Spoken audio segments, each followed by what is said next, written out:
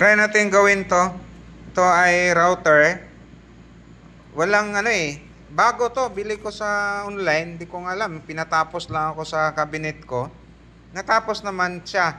Problema, nung gamitin ko na, biglang huminto. So hindi ko alam, hindi naman nangamoy sunog. Ito yung carbon niya.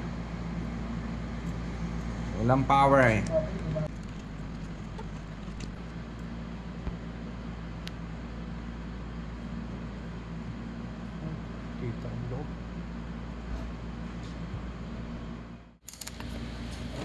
Check natin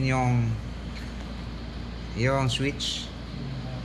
Tingnan natin baka may tama yung switch. Uy, sira yung switch.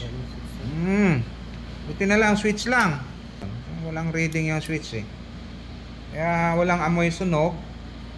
Balik muna natin to.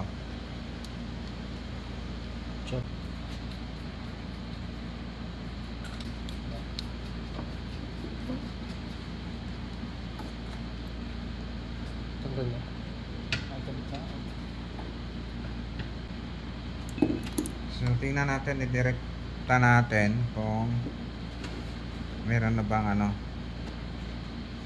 reading. Hindi magandang pagkaano nila oh. Hindi magandang pagkaipit. Ano ba na yan? Makaipit lang eh.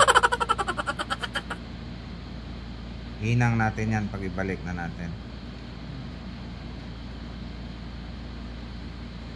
Then saksak. Mga yun bunot. Wala, switch lang ang problema. Baka anong nangyari nito? Baka ang bilis na sira. Balildan daw, i-repair ko muna sa loob. Baka may bago yan eh. Baka nakalagpon lang o anong meron dyan. Fix natin, okay na yan. Ayan, testing na natin. So ang problema lang pala niya, napasok ng alikabok yung sa loob ng switch. Kaya pag on, ayaw nang kumontak. Kaya ito okay na. Back to light again. Maganda pang to eh. Pang router eh.